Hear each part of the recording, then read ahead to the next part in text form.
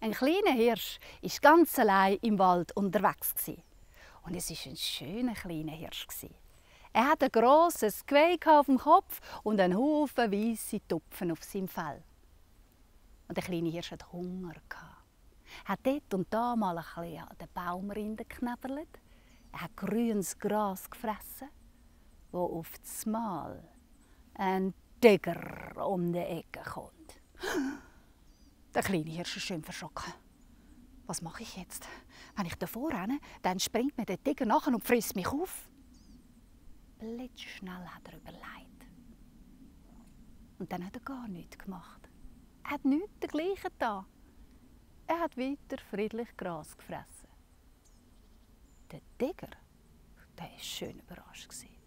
Ein donnerndes Tier ist ihm noch nie begegnet, das nicht von ihm davor rennt. Gewundrig ist er nachgegangen. Du, sag mal, was hast denn du da für ein Gestell auf deinem Kopf? Ah, das. Das ist mein Geweih. Mit dem reisse ich Tiger. Jetzt ist der Tiger verschrocken. Und du, sag mal, wieso hast du so einen Haufen weisse Tupfen auf deinem Fell? Ah, das? Ja, gell, das ist gespässig. Mir ist darum eben aufgefallen, bei jedem Tiger, den ich gefressen habe, habe ich einen neuen weißen Tupfen bekommen. Und jetzt schau mal, wie viel das ich schon habe. Jetzt ist der Tiger zu Tod verschrocken. Und er ist gerannt und gerannt und gerannt. Er ist noch nie so schnell gerannt in seinem Leben, bis er von lauter Erschöpfung zusammengebrochen ist. Da kommt ein alter Freund von ihm vorbei, der Fuchs. Und er sieht den Tiger so keuchend am Boden liegen. Du Tiger, was ist denn mit dir los? Von wem bist denn du so davon gerannt? Du glaubst es nicht. Ich bin aber einem kleinen Hirsch begegnet. Nein, ehrlich war er gar nicht so klein. Der hat ein riesiges Geweih auf dem Kopf. Und er hat mir gesagt, mit dem Geweih tut der Tiger reissen. Und dann hat er auch noch erzählt, er hat bei jedem Tiger, den er gefressen hat, einen neuen weißen Topf auf seinem Fell bekommen. Und er hatte einen Haufen weisse Tupfen. Ich konnte gerade noch flüchten. Der Fuchs hat schön grinsen. Hat es aber dem Tiger nicht gezeigt, weil er hat das Spiel gerade durchschaut. Der kleine Hirsch hat ja den Tiger schön reingelegt. Aber zum Tiger sagt der Fuchs, weisst du was?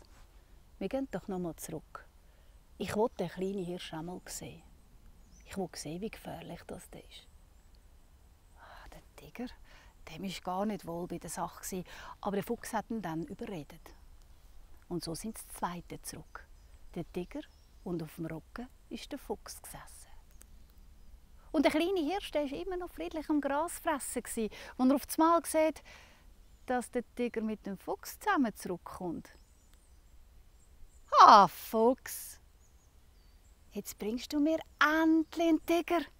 Das hast du ganz gut gemacht. Jetzt machen wir ein grosses Feuer und dann fressen wir den Tiger gemeinsam auf. Jetzt ist der Tiger noch mal verschrocken. Er hat sich geschüttelt, dass der Fuchs gerade oben runtergefallen ist und ist ein zweites Mal davon gerannt, so schnell er nur konnte. Und er ist nie mehr zurückgekommen.